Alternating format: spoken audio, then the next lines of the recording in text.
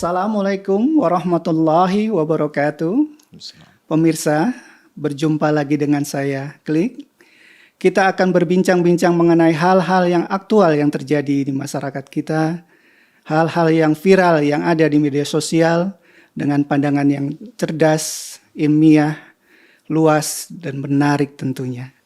Bersama guru kita, Ustadz Adi Hidayat. Kita sapa dulu beliau. Assalamualaikum, Ustadz. Waalaikumsalam warahmatullahi wabarakatuh. Sehat, Ustadz? Alhamdulillah, baik. Syukur pada Allah Subhanahu wa taala. Gimana kegiatan, Ustadz?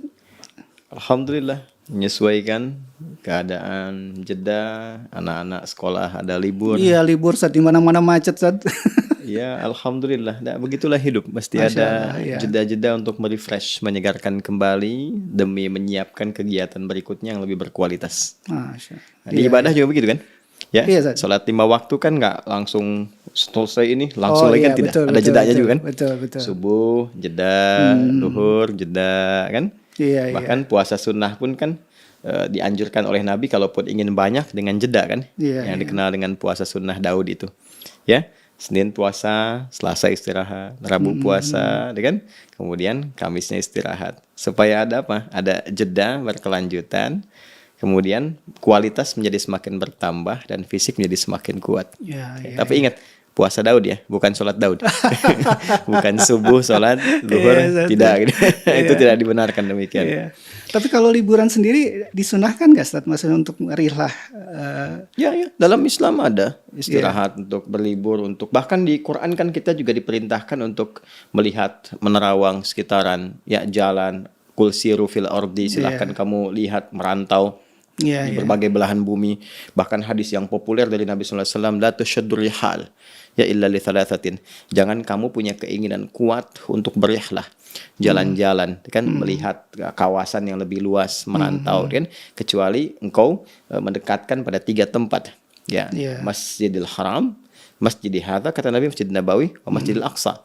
Nah, ini isyaratnya apa? Kalaupun kita ingin mengisi libur, maka cari tempat-tempat berkualitas. Satu, yang meningkatkan iman kita kepada Allah Subhanahu wa taala. Ke Masjidil Haram kan suasananya iman menjadi meningkat, ya. Kemudian konektivitas kita kepada Allah menjadi semakin kuat, keinginan beribadah semakin rekat. Demikian di Masjid Nabawi, pun demikian di Palestina di Masjidil Aqsa, ya. Nah, yang kedua adalah meningkatkan pengetahuan. Di sekitaran Masjidil Haram itu kan banyak situs-situs sejarah Islam yang menjadi bukti nyata bagaimana dakwah pertama kali berjalan, kehidupan Nabi, kan? Fatrah masa Mekah, kemudian ketika pindah ke Yathrib yang kelak jadi Al-Madinah Al-Munawwarah. Banyak situsnya. Jadi saksi bagaimana perjuangan kebaikan, pancaran cahaya-cahaya Islam yang menghasilkan peradaban dan inspirasi bagi dunia. Jadi kalau kita mau tarik spiritnya, liburan ingin kita isi misalnya ke berbagai tempat, silahkan berkunjung, bisa ke saudara, menguatkan silaturahim, cas lagi, kan? Iya. Bisa ke tempat-tempat di Indonesia juga, masya Allah banyak Masya Allah, situs-situs yang cukup baik ya. Iya. Bisa yang mendekatkan pada keimanan, seperti kita berkunjung misalnya ke Aceh, ya, kemudian juga sepanjang jalur Pantura itu kan banyak jejak atau napak tilas keislaman yang bisa digali dari ulama dulu. Atau minimal menambah wawasan kebangsaan kita, kenegaraan misalnya, ya, ke tempat-tempat yang di dalamnya ada sejarah-sejarah yang kita bisa pelajari untuk mensyukuri nikmat kemerdekaan atas berkat rahmat Allah yang Maha Kuasa dan dengan didorongkan oleh keinginan luhur. Itu kan spirit merdeka itu kan? Iya. Ya, di pembukaan di preambul Undang-Undang Dasar 1945 itu. Iya, Masya Allah. Ya, jadi kita mau bahas apa saat ini? Kita akan membahas satu pertanyaan yang berulang-ulang dipertanyakan di bulan Desember, Ustadz. Khususnya bagi kita umat muslim. Jadi nggak lama lagi kan saudara-saudara kita yang beragama Kristen akan merayakan Natal, Ustadz. Nah, pertanyaannya, boleh nggak kita mengucapkan Selamat Natal, Ustadz? Baik, jadi pertama ini menjadi menarik karena pertanyaan dimaksud seringkali berulang di penghujung tahun setiap datang Desember gitu ya. Iya, betul. Ya, namun ya kita proporsional saja, bersikap wajar, tidak mengapa.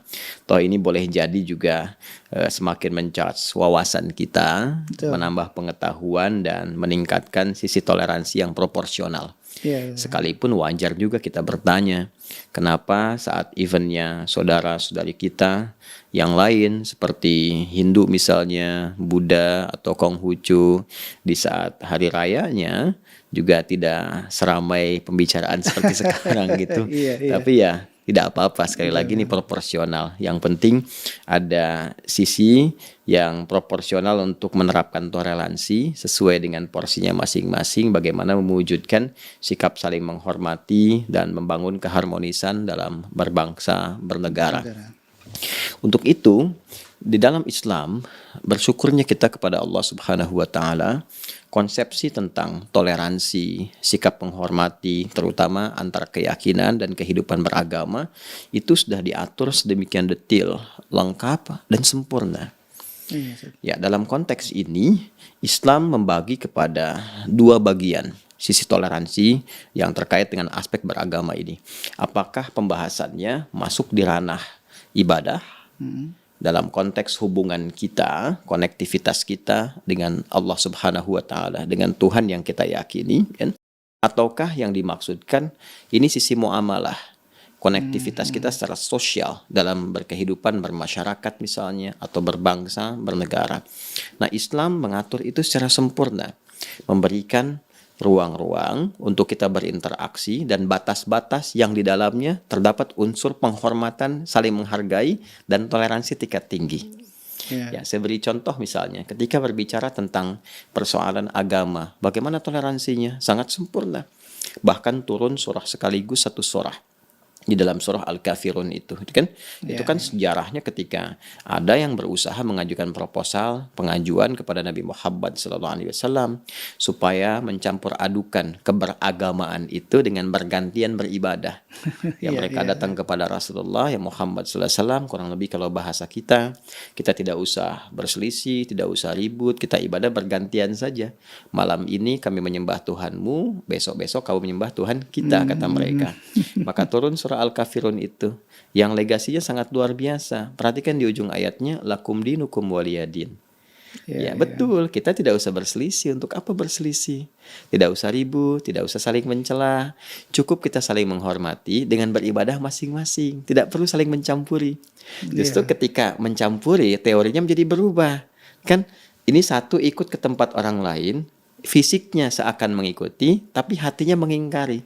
Itu kan sifat munafik namanya. Tidak total dalam beragama. Kan? Kalau mau berkeyakinan, mesti total. Nggak boleh ada unsur paksaan. Kan? Silahkan Anda lakukan apa yang Anda yakini. Kami pun mengerjakan apa yang kami yakini. Tidak perlu saling mencampuri, tidak perlu saling mencela. Silahkan berdiskusi, silahkan mengkomparasikan, sampai menemukan kebenaran yang sejati. Dan itu pun pertanggungjawabannya dibawa masing-masing, sesuai dengan konsep keyakinan yang diyakini. Karena itu nanti ada pula penekanan di Quran surah kedua Al-Baqarah di ayat 256. La ikraha fid din. Tidak boleh bahkan ada paksaan dalam konteks keberagamaan itu.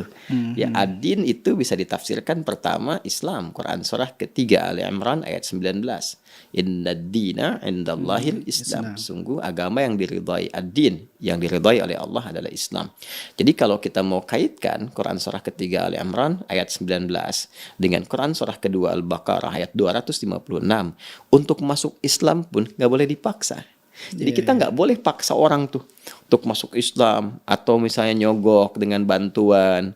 Ada orang kena musibah, kita kirimkan sembako. Kalau nggak baca syahadat misalnya nggak dikasih, atau kasih biskuit mereknya syahadat yang kalau dimakan langsung la ilaha illallah gitu. Itu nggak boleh, nggak boleh. Bahkan bisa berdosa.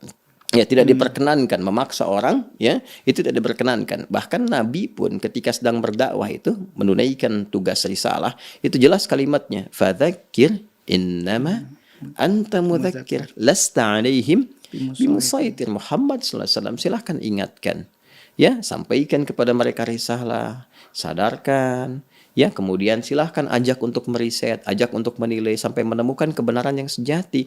Engkau tidak ditugaskan untuk memaksa orang. Lasta alaihim bimusaitir, kan? Maka siapa kita harus memaksa orang lain? Itu konsepsi yang pertama, indah, la ikraha fid din, lakum dinukum waliyadin. Tapi kalau kita tarik ke dalam konsepsi muamalah, hubungan antar sesama kemanusiaan, sifat sosial, maka Islam datang dengan satu petunjuk yang sangat luar biasa.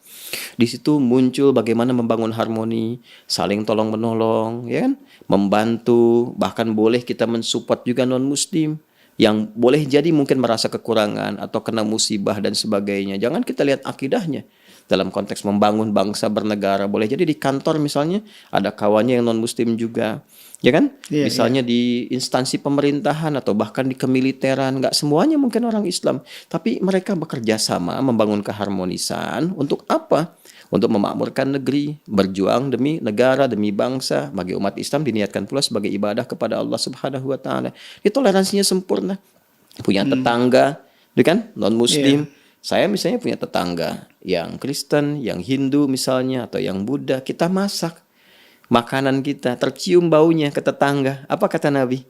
Ya kan? Selama baunya sampai ke tetangga, maka bagi dengan tetangga itu. Walaupun cuma kuahnya gitu kan. Nah ini ada yang salah tangkap. Dia tangkap ujungnya Kuahnya aja. aja. Jadi dia makan opor ayamnya, dia bagi kuahnya. Tidak begitu ya. Jadi walaupun yang kita masak mungkin cuma mungkin kuahnya kuah opor tapi isinya tempe, bagi gitu. Iya, Supaya nggak salah persepsi. Tapi apakah hadisnya pernah berkata jika tetangga Anda muslim saja? Tidak. Iya, betul. Di dalam konteks kemanusiaan kita berbagi, konteks bernegara kita saling support, tapi ibadah itu punya porsinya sendiri. Nah, kenapa saya antarkan dengan pembahasan ini? Ini yang menjadi kemudian titik awal pembahasan kita dengan pertanyaan, apakah Natal itu ini masuk kategori ibadah atau muamalah? Ya kan? Nah, ini persoalannya. Apakah dalam Natal itu yang dilakukan saat Natal, saudara-saudari kita sebangsa setanah air misalnya di Indonesia atau bahkan yang di luar ya, karena ini kan terkait dengan agama tertentu yang tidak hanya dicakup di Indonesia, tapi di luar juga ada yang seiman atau sekeyakinan dengan apa yang tadi disebutkan dari kalangan Kristen. Nah, sekarang persoalannya Natal itu bagi saudara-saudari kita yang di Kristen itu ibadah atau hanya persoalan budaya? Persoalan sosial, gitu kan? Yang kalau diinteraksikan ya bisa membangun harmoni dalam konteks sosial saja, nggak ada kaitan dengan ibadahnya. Nah kalau kita merujuk misalnya, taruhlah pada keterangan Kemenag ya. Ini Kemenag kan suka bikin panduan dan ini kan yang punya otoritas mengatur tata cara, ya membantu bukan tata cara ya, tapi membantu bagaimana pelaksanaan ibadah, implementasi ibadah di masyarakat khususnya di Indonesia dalam berkeyakinan itu bisa terpenuhi dan terjamin dengan baik sebagai amanat Undang-Undang Pasal 29 ayat 2. Negara menjamin kemerdekaan tiap-tiap penduduk untuk memeluk agamanya masing-masing dan beribadah menurut agama dan kepercayaannya itu. Demi memudahkan, menjamin, memberikan pengayoman, memfasilitasi, salah satunya kan ada Kemenak. Ya nanti sejarahnya kalau mau itu cukup panjang, tapi di antara fungsinya demikian. Nah, ini saya punya satu lembaran ya. Beberapa yang kita ambil langsung dari situs Kemenak, Kementerian Agama Republik Indonesia. Ini yang terbaru ya, yang terbaru, yang terkait dengan kondisi PPKM, kan? Yang dengan PPKM ini bagaimana kemudian Kemenak menghadirkan edaran terkait dengan pelaksanaan Natal. Jadi judulnya ini cukup menarik nih. Ya, kalau kita lihat, nah ini kan ini Menteri Agama ya. Kemudian ini Menteri Agama yang dari situs Kemenag. Judulnya kalau saya boleh bacakan, PPKM level 3 batal. Kemenag perbarui edaran pelaksanaan ibadah Natal. Ibadah 2021 ya kan? Ya kan ibadah Natal. Berarti dalam Natal ada ibadah. Iya. Ya, dan Kemenag itu kan nanti punya dirjennya tersendiri, bagian-bagiannya. Kan Dirjen Bimas Islam, kan bimbingan masyarakat untuk yang Muslim. Nanti ada yang Kristen, ada yang Hindu, ada yang Buddha. Berarti ada bagian-bagiannya tersendiri. Dan Natal ini dipahami sebagai ibadah. Dan umat Kristen juga memahaminya sebagai bagian dari ibadah pada prakteknya. Kan pemahaman pertama ya terlepas dari diskusinya atau perdebatannya seputar kelahiran Nabi Isa alaihissalam atau disebut juga dengan Yesus ya atau Mesias. Ya ada persepsi mengatakan tanggal 25 Desember, ada di persepsi lain di bulan Januari, ya ada sisi yang lain juga mengatakan di musim panas ya. Terlepas dari itu kan ada perayaan ibadah di situ. Ada ibadah, kan? Datang ke gereja, melakukan kebaktian dan sebagainya. Karena itu disertakan pada kepentingan ibadah. Artinya apa? Natal tidak berdiri sendiri. Natal ada nuansa ibadahnya. Yang memandang Natal itu termasuk pada ranah ibadah, maka praktek toleransinya bagi umat Islam menggunakan skema yang pertama tadi. Ya, Iya, Apa iya. skemanya? Lakum dinukum waliyadin. Nggak boleh diganggu. Ya, bahkan harus dihormati. Bagaimana cara menghormatinya? Cara menghormatinya dengan cara membiarkan saudara-saudari kita beribadah sesuai dengan keyakinannya masing-masing, tanpa mencampurinya sedikit pun, baik dengan perkataan ataupun juga dengan suasana hati tertentu, apalagi dengan perbuatan. Ya, seperti ikut-ikutan ke gereja misalnya, atau menyimak kebaktian, atau mengenakan pakaian-pakaian yang memang khusus dipahami sebagai bagian dari ibadah ya di agama tertentu. Atau bahkan mohon izin di perspektif yang lain, sisi sebaliknya. Misalnya ada yang sering dengar kita kasusnya ya di usaha-usaha tertentu, di mall misalnya, atau di Iya, bisnis iya. tertentu yang pegawainya kadang dipaksa untuk Dipaksa, Zat. mengenakan Iya, pakaian-pakaian tertentu, itu ya nggak boleh ya. Jadi nggak Iya. boleh ada unsur paksaan di dua sisi secara bersamaan. Jadi kita juga tidak perlu memaksakan diri karena aspek menghormati ini ya. Iya, Jadi iya. tidak mengenakan itu justru ini bagian dari toleransi. Ya, menjaga perasaan, menampilkan satu pandangan yang utuh tentang konsepsi keberagamaan, menghormati, ya. Jadi baik itu dari segi perkataan, kemudian juga suasana hati, pun dengan perbuatan. Tidak perlu dipaksakan, ya, apalagi sampai menyertai. Ya, dan itu sudah ada fatwa-fatwa ulama terkait dengan yang demikian. Bahkan dalam urusan untuk, mohon maaf ya, menghadirkan potensi untuk menyakiti, mengganggu, merusak, itu tidak diperkenankan sama sekali. Karena seringkali kita mendengar ada isu-isu. Ya, kalau sudah masuk ke Desember ada penjagaan ketat dari aparatur kepolisian dan sebagainya di gereja-gereja tertentu karena dikhawatirkan ada serangan-serangan atau teror dan sebagainya. Sekaligus kita menegaskan, ya, kita menegaskan ya, khususnya pada umat Islam bahwa tidak boleh sama sekali mengganggu, apalagi merusak. Mencela pun tidak diperkenankan. Itu ada surahnya sendiri loh. Iya, iya. Surah ke-6 Al-An'am ayat 108. Wala tasubbul ladzina yad'una min dunillahi fayasubbullaha adwan bighairi ilm. Jangan sekali-kali engkau mencela dan orang-orang yang berbeda keyakinan dengan kita, tidak menyembah Allah Subhanahu wa taala. Dikhawatirkan balas mencela Allah atas dasar ketidakpengetahuan mereka. Ya, nanti timbul rasa benci. Nah, rasa benci yang berlebihan ini tidak mendorong kemudian untuk mencari, mendapatkan petunjuk pada kebenaran atau mau menggali Islam. Bahkan di situ nanti muncul celaan-celaan tanpa dasar pengetahuan. Jadi mencela saja tidak boleh, apalagi merusak. Iya, Ya, iya. perhatikan bagaimana satu sisi tingkat tinggi toleransi dalam Al-Quran disajikan terkait dengan aspek ibadah. Jadi silahkan ditunaikan, ya kan? Senyaman mungkin, sebaik mungkin, sesuai dengan keyakinannya masing-masing. Dan umat Islam tidak perlu mencampuri segala yang terkait dengan ibadahnya ini, baik itu dengan perkataan, ataupun dengan suasana hati tertentu, atau bahkan dengan perbuatan-perbuatan tertentu.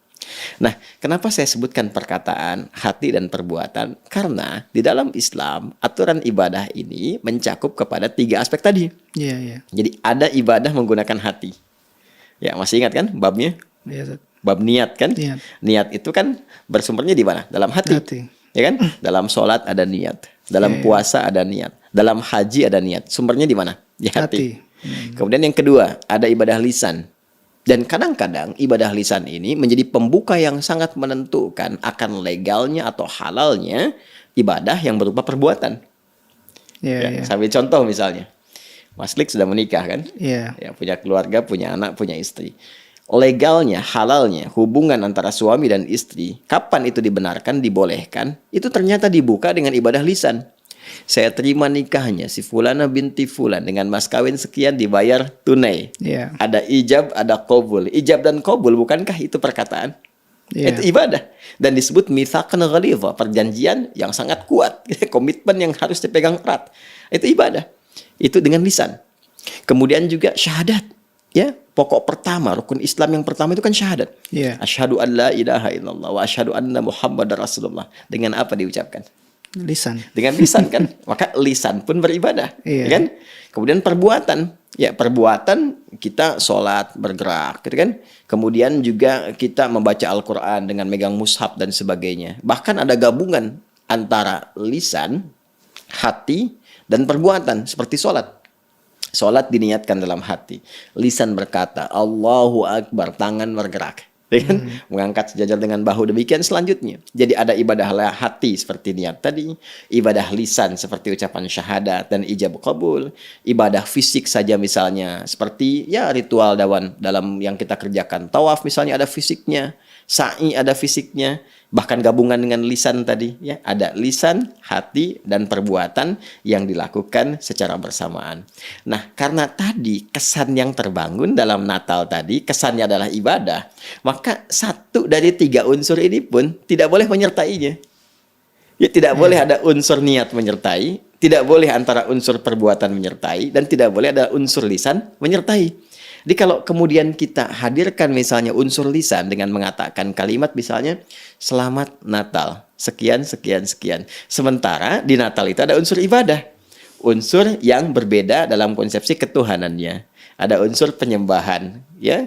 Ada unsur peribadahan seperti tadi yang digambarkan. Datang ke gereja, ada proses tertentu yang sesungguhnya dalam keyakinan kita Islam dipandang berbeda. Jadi kalau kita ucapkan ada pengakuan di situ. Sementara komitmen la ilaha illallah adalah tidak menuhankan kecuali hanya Allah saja. Menepikan yang lain kecuali hanya menuhankan Allah. Jadi kalau ada konsepsi bertentangan dengan la ilaha illallah, kita mesti tolak, ya kan? Nah, itu kan komitmen beribadah kita. Ya, komitmen beribadah yang itu pun dijamin oleh undang-undang dan dipahami oleh sesama. Jadi memang kaidah dasarnya setiap pemeluk agama itu harus meyakini bahwa apa yang dianutnya itu yang paling benar. Itu biasa. Ya, biasa. Dan toleransinya memang yang paling ideal yang tadi lakum dinukum waliyadin, sudah kita menghargai saja, menghormati, kan tidak ada masalah tuh. Iya. Sebetulnya nggak ada masalah. Iya. Dan yang paling menarik begini ya, yang paling menarik bahkan saudara-saudari kita pun sebangsa setanah air yang berbeda keyakinan, misalnya baik itu di Kristen ya ataupun mungkin Katolik atau Hindu Buddha atau Konghucu, di hari-hari besarnya tidak pernah menuntut toh kepada kita. Seperti kita pun tidak pernah menuntut di Idul Fitri harus ucapkan ya selamat Idul Fitri ya, Idul Adha ya, waktu Idul Adha kami ini mayoritas loh, kan tidak pernah begitu. Kita tidak pernah membangun isu mayoritas, minoritas, tidak pernah seperti itu. Ya, bahkan saya pernah katakan sesuatu yang biasanya digunakan di tempat lain, di negara lain sebagai toleransi ya dalam konteks keagamaan, ya konteks keumatan, bahkan mayoritas agama yang ada di tempat itu hari liburnya digunakan ya berdasarkan hari ibadahnya yang mayoritas itu. Kalau Anda mau lihat di Eropa hari liburnya ada apa? Minggu. Minggu kan? Mereka menyebutnya dengan minggu kan? Baik. Kalau di Arab umumnya di Mekah hari apa? Jumat. Jumat. Kan di Saudi Jumat. Di mana lagi? Di Qatar misalnya Jumat, kan? Ya, kenapa? Karena kebanyakan hari Jumat itu orang Muslim di sana kan menunaikan ibadah sholat Jumat. Umumnya Jumatan. Di Eropa hari Minggu umumnya pada ke gereja. Di Amerika Minggu karena hari untuk ibadahnya hari Minggu. Jadi yang mayoritas punya hari ibadah jadikan hari libur. Di Indonesia mayoritasnya Muslim. Tapi hari liburnya hari apa? Ahad. Ya, coba Anda bisa lihat kan? Iya. Dan kita tidak pernah menyampaikan isu semacam itu. Jadi kita tuh hatam toleransi. Iya. Ya, alhamdulillah nggak pernah ada yang menyoal. Jadi kita biasa saja gitu, sudah terbiasa dengan itu semua, menghargai sepanjang itu bisa kita sesuaikan untuk keharmonisan membangun bangsa, negara kita bersama-sama. Nah, tadi tarik ke dalam konsepsi beribadah, dalam toleransi beribadah pun tuh porsinya ada. Ya, jangan sampai dipahami bahwa karena tidak mengucapkan nggak toleran. Jadi kita edukasi dulu, ini loh kenapa di umat Islam tidak mengucapkan dalam konteks ini selamat ya pada satu agama tertentu pada hari rayanya, karena di hari raya itu ada nuansa ibadahnya, nilai ibadahnya. Terkait dengan Natal pun di sini kan ada yang tadi saya sampaikan dari Kementerian Agama, bahkan ini kan rinci kita print out tuh surat edarannya nomor ×2 SE itu kan ×33 tahun 2021. Ya, tentang pencegahan dan penanggulangan coronavirus disease 2019 dalam pelaksanaan ibadah dan peringatan Hari Raya Natal tahun 2021. Nah, jadi sesungguhnya menghadirkan keamanan, kenyamanan, ketentraman bagi umat lain untuk menunaikan ibadah sesuai dengan keyakinannya, itu bagian dari toleransi umat Islam tanpa harus menyertakan. Yang paling dikhawatirkan kan begini, lisannya mengucapkan tapi hatinya tidak meyakini. Namanya apa tuh? Iya, munafik satu. Jangan sampai nanti selamat ya, tapi di hatinya mengatakan tapi bohong. Kan nggak boleh begitu. Ya kan? Tidak menghargai juga. Jadi penghargaan tertinggi silahkan. masing-masing gitu kan. Nah, setelah itu ya kita berbaur, bertoleransi, membangun negeri harmoni bersama-sama. Iya. Tapi gimana Ustaz, seandainya pejabat publik harus mengucapkan itu karena ya beliau sebagai pejabat publik yang mengayomi semua masyarakatnya, Ustaz. Apakah ini ada pengecualian atau gimana, Ustaz? Ya, seperti presiden, Betul. gubernur, bahkan menteri agama. Menteri Agama ini Ya, saya. karena kan mengayomi seluruh agama Betul, untuk yang Ustaz. di Indonesia, atau bahkan lebih dahsyat daripada itu, adanya satu hubungan keluarga, mungkin anak masuk Islam, orang tua belum, tuh kan? Iya, Jadi iya. ada heterogenitas dalam Betul, banyak hal keluarga. juga itu. Dan bersyukurnya alhamdulillah Islam pun sudah tuntas mengatur itu. Oh gitu, Ustaz. Iya, Masya Allah. baik di suasana ya, ibadah-ibadah di keyakinan tertentu, seperti misalnya momennya Natal saat ini untuk saudara-saudari kita yang di Kristen ataupun Katolik, atau bahkan di luar konteks ibadahnya secara bersosial. Ini lebih dahsyat lagi. Ya. Iya, iya. Nah, ini di Islam itu selalu ada hukum mustathnayat. Mustathnayat itu hukum-hukum pengecualian dalam kondisi darurat tertentu yang itu dibutuhkan karena timbangan-timbangan khusus, kasusnya spesial. Dan itu pun dalam istilah fikih ada dawabitnya. Ya, ada detil-detil hukum tertentu yang menyertai hanya di situasi itu saja, mengikat keadaan itu saja. Ya, karena itu ulama sudah mengkaji ini dengan cukup dalam, bahkan mengambil hukum di muamalah, ya kan, dalam interaksi sosial, karena perannya ada peran muamalah di situ, ya, Iya, tidak iya. murni hanya untuk kepentingan ibadah atau bahkan menyertai itu, tidak, tapi hanya karena ada peran muamalah, interaksi dia atau amanat yang berlaku secara luas dalam konteks sosial di sini, maka diambillah kemudian spirit Quran surah ke-60 Al-Mumtahanah di ayat yang ke-8. Saat Allah berfirman, la yanhakumullahu 'anil ladzina lam yuqatilukum fid din wa lam yukhrijukum min diyarikum an tabarruhum wa tuqsitu ilaihim. Allah Subhanahu wa taala tidak melarang engkau untuk berbuat baik terhadap orang-orang yang tidak memerangi engkau, tidak menyakiti engkau dalam perkara agama ini, atau tidak mengusir engkau di tempat engkau berkedudukan, tempat engkau tinggal. Maka berbuat baiklah kepada mereka dan bersikap adillah dalam berkehidupan. Ini konteksnya konteks sosial. Iya, Ya, konteks interaksi berkehidupan sosial, dan boleh jadi dalam konteks berkehidupan sosial yang skalanya besar, berbangsa, bernegara, bermasyarakat, ada yang diamanahi tadi ya sebagai presidenkah atau pejabat publik seperti gubernur, bahkan menteri agama misalnya, yang harus berinteraksi secara sosial, tidak mengkhususkan karena ibadahnya atau dan hal-hal terkait itu. Iya, iya. Maka di sisi ini dia boleh diperkenankan mengucapkan dengan membawa nama jabatannya. Ya, untuk cari al-khuruj minal khilaf, keluar dari perdebatan. Dia bawa nama jabatannya. Bisa menyampaikan, dengan ini Presiden Republik Indonesia mengucapkan selamat bla bla bla dan sebagainya. Iya. Dengan ini Menteri Agama Republik Indonesia mengucapkan selamat bla bla bla dan sebagainya. Ya, boleh juga dia menugaskan misalnya divisi terkait atau bagian atau menteri terkait, atau misalnya kalau di Kementerian Agama ada Dirjen Bimas Kristen misalnya kan, nah, terkait dengan ini. Tapi kalau dirasakan rasanya kok nggak nyaman ya gitu kan, ini kan ada jabatan mengikat dan sebagainya, maka diharapkan yang tampilnya menterinya atau misalnya pejabat publiknya, maka sertakan jabatannya. Ya, bukan menyertakan pribadinya untuk keluar dari khilaf, keluar dari perdebatannya, ya, khuruj minal khilaf namanya. Maka sertakan nama jabatan di situ, misalnya menyampaikan dengan ini Menteri Agama Republik Indonesia menyampaikan selamat begini dan sebagainya. Jadi yang dibawa jabatan publiknya, bukan pribadinya ingin menyertakan dalam kepentingan itu, tapi karena sifat pelayanan publik, dan di publik ini ada bagian-bagian tertentu yang dibimbing dalam berkehidupan bermasyarakat, ya, menjalankan amanah konstitusi, maka itu yang diambilnya. Dan ini masih ranah muamalah keduniaan. Dan ranah muamalah keduniaan ini tidak mengenal batas akidah. Apa ayatnya? Quran surah ke-31 Luqman di ayat ke-15. Ya kan?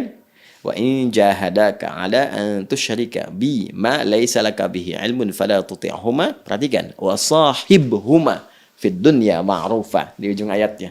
ya kan? Bila pun saya tarik nih, bahkan ke ranah keluarga seperti yang tadi saya sampaikan. Iya, iya. Kalaupun di dalam lingkup keluarga ada perbedaan keyakinan, anak misalnya masuk Islam mu'allaf, orang tua belum, misal, gitu kan? Nah, dalam konteks peribadatan, tadi toleransi ibadah. Jangan paksa, ya kan? Tidak boleh saling mencampuri, ya. Silahkan menghormati masing-masing. Kalau berdiskusi dengan cara yang baik. Kalau dipaksa pun, ya untuk balik ke agama semula dijawab dengan jawaban yang lembut, yang menyenangkan. Ya tampilkan akhlak mulia. Tapi di ujung ayatnya apa? Wasahibhuma fid dunya, bukan fil ibadah. Ya kan? Iya, Nah, jadi ada urusan-urusan dunia, ada urusan-urusan ibadah, spesifik sifatnya. Wasahibhuma fid dunya ma'rufa. Dan pergauli orang tua itu, perlakukan dengan cara yang terbaik dalam konteks kehidupan dunianya, sifat bersosialnya. Jadi artinya apa? Perbedaan agama tidak menghalangi seorang anak untuk berbakti kepada kedua orang tuanya dalam konteks kehidupan dunia. Kalau ditarik lagi ke tingkat yang lebih tinggi dalam konteks kehidupan berbangsa, bernegara, perbedaan agama tidak boleh menghalangi pejabat publik untuk bersikap adil. Iya, iya. Dan melayani masyarakatnya. Iya, betul. Ya, jadi ini keadilan ini kemudian yang ditampilkan ketika ada perayaan A, perayaan B di umat A, umat B, dia boleh kemudian dengan jabatan yang melekatnya, bukan karena pribadinya, karena jabatan melekatnya. Ya, gubernur mau inspeksi, misalnya gubernur Jakarta atau Jawa Barat atau di luar inspeksi, ya melihat ke gereja untuk memastikan ini aman, baik ini, itu boleh, sah-sah saja, karena jabatan melekat kepada dirinya. Dan harus memastikan berlangsung aman, berlangsung baik, nggak boleh ada gangguan dan sebagainya. Nah, ketika akan mengucapkan selamat, jabatannya dilekatkan di situ. Jadi jabatan yang menjadikan pelayanan publik ini terjamin, bahkan itu perintah Al-Quran. Ya, bukan pribadinya yang ingin menyampaikan itu, tapi lebih kepada jabatan yang melekat. Bisa dibedakan, wasahibhuma fid dunya, dikaitan dengan itu. Nah, anak pun, ya kan, mungkin ada pertanyaan lagi, boleh nggak ngasih hadiah? Itu dia, Zat. Kunjungan ke rumah dan sebagainya. Nah, ini di sini khuruj minal khilaf lagi, keluar dari perdebatan, bisa diatur waktunya untuk menyesuaikan. Misal, kan karena tadi kebolehannya diikat dengan konteks berhubungan sosial, keduniaan, bukan spesifik ke agama, maka yang pertama kali dilakukan misalnya tidak harus bersamaan waktu. Sehari setelahnya atau 2 hari setelahnya niatkannya untuk silaturahim datang, deh kan? Iya, Yang bawa makanan, bawa apa, ya, tapi bukan terkait dengan konteks ibadah karena ibadahnya kan udah lewat. Iya. Tanggal 25 kan, dia datang tanggal 26. Dia datang tanggal misalnya 27 gitu kan. Dan kaitan-kaitan yang tidak erat langsung tersambung dengan ibadah. Nah, itu keluar dari konteks perdebatan, konteks khilaf, hal yang tidak mungkin menyenangkan karena nggak semua orang bisa memahami konsepsi ini. Iya. Kan? Dan memang kalau memuaskan manusia itu nggak akan pernah merasa puas gitu. Karena semua kan punya tinjauan berbeda. Iya. Tapi ini indah loh konsep toleransinya. Iya. Ya, kita membiarkan, kan? Kemudian di sini tidak ada unsur-unsur yang berbeda antara suasana hati dengan lisan. Kan Islam itu menjaga kejujuran, menjaga kemuliaan, kebenaran. Kan tidak benar kalau orang berkata di lisan tapi hati mengingkari. Itu kan ada sifat munafik, tidak sesuai antara lisan dengan hati. Tadi yang saya katakan demikian. Apa mau misalnya Mas Dik saya katakan selamat ya Mas Dik ya, kan sudah mendapatkan anak sekian ya dan mereka pintar-pintar, tapi di hati mengatakan tapi bohong ya. Kan nggak boleh kan? Itu nggak baik kan? Itu maka tempatkan sesuai dengan porsinya. Tadi indah kan? Jadi silahkan kalaupun nanti ada suasana heterogenitas begitu, misal datang sehari setelahnya. Ya, atau kalau lingkungan sama sekali terpaksa, maka babnya nanti masuk ke bab taqiyah itu yang sering diulas oleh para ulama. Ya, jadi di sini bukan ada nuansa sesuatu, ya, penyimpangan dari makna atau yang lain, tapi memang tuntutan memaksa keadaan demikian karena sudah jadi budaya. Ya, seperti misalnya di Eropa, di Amerika dan sebagainya. Ya kan? Natal itu ya dipahami bagi sebagian masyarakat ya, budayanya sudah begitu. Sudah budaya. Sedangkan misalnya tinggal di kalangan umat Islam minoritas dalam situasi seperti itu. Maka inilah fikih Islam itu lengkap, Masya Allah, luar biasa lengkap. Jadi beda antara keadaan kita misalnya dalam kondisi A, kondisi B. Seperti kita kalau makan misalnya, kita kan mengharamkan makanan-makanan tertentu. Ya, daging babi misalnya diharamkan. Ya, haram total, nggak boleh dimakan, nggak boleh dikonsumsi. Ya, cuma dalam kondisi tertentu Anda berada di situasi yang sangat sulit, berada sedang berkemah di hutan dan sebagainya, nggak ada makanan yang lain kecuali itu. Kan? maka diperkenankan itu kemudian dimasak, dimakan hanya untuk menutupi lapar sambil mencari makanan yang lain yang dibenarkan. Tapi sementara saja dalam kondisi demikian. Saya ingin mengilustrasikan kepada Anda betapa Islam itu solutif gitu. Ya, bahkan dalam keadaan yang dilarang pun sepenuhnya dilarang, ada kebolehannya dalam kondisi darurat tertentu. Ini kaidahnya namanya ad-daruratu tubihul mahdhurat. Dalam keadaan darurat, bahkan yang haram bisa menjadi halal untuk sementara waktu. Ya. Nah, tapi dengan hikmah-hikmah tertentu, ada hikmah di baliknya. Nah, dalam kondisi tadi, toleransi misalnya dalam konteks yang lebih luas, kondisinya umat Islam minoritas, terus yang mayoritasnya belum paham tentang konsep tadi. Yang kalau dipraktekkan terjadi singgungan yang lebih fatal, gitu kan? Nah, boleh jadi nanti terkucilkan, pelayanan publiknya menjadi tidak didapatkan, dengan tetangga menjadi tidak akur dan sebagainya. Maka di situ berlaku ad-daruratu tubihul mahdhurat. Dia boleh mengatakan kalimat-kalimat yang tidak langsung berhubungan dengan konteks ibadahnya. Ya, misal dia kalau kata ulama langsung mengambil kalimat umum, selamat ya, gitu kan? Congratulations misalnya kalau di Inggris ya. Nah, kita tidak langsung mengambil kalimat-kalimat yang spesifik pada pengucapan terkait dengan ibadahnya. Nah, itu dalam kondisi tadi. Tapi kalau kondisi saling memahami, seperti di Indonesia kan gak ada masalah. Tadi yang saya katakan, orang tidak mengucapkan pun kan tidak menyoal. Iya. Nah, jadi kalau saya lihat ada baca di berita tuh ya, Kemenak wilayah tuh di wilayah tertentu membuat himbauan, ya saya kira itu tidak diperlukan. Nggak dengar beritanya itu, ya yang membuat himbauan ke instansi tertentu supaya membuat spanduk ucapan, ya saya kira itu tidak dalam konteks yang diperlukan. Iya. Karena kan, tapi menariknya gini, disadari juga ini kan himbauan tidak dipaksa. Tapi kalau Anda kan punya otoritas, jadi begitu diturunkan ke bawah sifatnya instruktif gitu walaupun himbauan. Sedangkan menariknya kan kalau sifatnya tidak ada paksaan, biasa-biasa saja ya tidak perlu ada himbauan. Jadi biasa saja gitu ya. Nah, karena itu penting kita mengedukasi, kita mencintai kehidupan berbangsa, bernegara, saling menghormati, ya kan? Dan titik toleransi tertinggi adalah kita menghormati akan tibanya hari besar, hari ibadah untuk saudara-saudari kita, ya penganut Kristen ataupun Katolik pada waktunya untuk beribadah, gitu kan? Kita menghormati dengan mempersilahkan, menunaikan sebaik, senyaman mungkin, ya kan? Tidak boleh kita mengganggu, mencela dan sebagainya, mencampuri sedikit pun baik dengan lisan, dengan hati ataupun dengan perbuatan. Dan hal-hal yang terkait dengan aspek-aspek kehidupan membangun negeri, bermasyarakat, berbangsa, kita bersama-sama. Kerja bersama, bangun harmoni, saling empati, kemudian juga bahkan saling membantu, ya mengentaskan kemiskinan, kemudian mengentaskan kesulitan yang sekarang kita alami ini, ya ada krisis dalam beberapa hal, baik di ekonomi, sekarang kita harus kuat kembali, ya pasca Covid ini, kita bantu, saling support di situ, ya. Kemudian yang kedua juga, ya krisis sosial, hubungan bermasyarakat, ini yang bikin hoax ya, yang kadang-kadang bikin informasi yang keliru, kadang memecah persatuan, kesatuan kedua berbangsa bernegara. Itu kita harus kompak juga. Ya, alhamdulillah saya perhatikan juga ini podcast kita diminati juga tuh. Yang non-muslim ikut nyimak, alhamdulillah. Betul, jadi kita pun edukatif ya, tampilkan yang baik-baik, tidak boleh juga menampilkan data-data yang keliru, dan pada akhirnya secara objektif dipersilahkan. Mau mengambil risalah Islam sebagai bagian terbaik dalam berkehidupan, ingin belajar, bertanya, silahkan. Tidak boleh saling mencela, menjelekan, menyampaikan aja. Ya, kita kan tak pernah mencela, menuduh A dan B, menyampaikan persepsi begini, silahkan diuji, ya kan? Datanya dari mana, secara ilmiah seperti apa, komparasikan dalil dengan dalil, uji secara logika rasional. Pada akhirnya, kalau menemukan kebenaran yang sejati pun tidak boleh memaksa, diperkenankan. Dan semua resiko akan dibawa, dipertanggungjawabkan kepada Tuhan Allah Subhanahu wa taala ketika kembali kepadanya. Indah sampai di situ. Ya, jadi kalau kita simpulkan tadi ya, cukup dihormati, tidak perlu menyertai apapun, kecuali kalau ada situasi-situasi dua hal tadi. Yang pertama, pejabat publik dengan tugas melayani publiknya, ada yang melekat di dalamnya. Yang ketiga, situasi khusus darurat yang diperkenankan, karena tadi misalnya tinggal di situasi yang muslimnya minoritas, kemudian ada satu kondisi tertentu yang kalau misalnya tidak mengucapkan atau berhubungan bergaul secara langsung, ya dipandangnya pandangan-pandangan karena belum mengerti tadi, belum paham tadi, perlu ada ada pendekatan-pendekatan untuk memahamkan. Nah, itu dipersilahkan, tapi mencari kata-kata yang baik yang tidak terjebak kepada nuansa pengakuan terhadap konsepsi keberagaman atau turut serta dalam ibadah. Dan ulama sudah selesai babnya.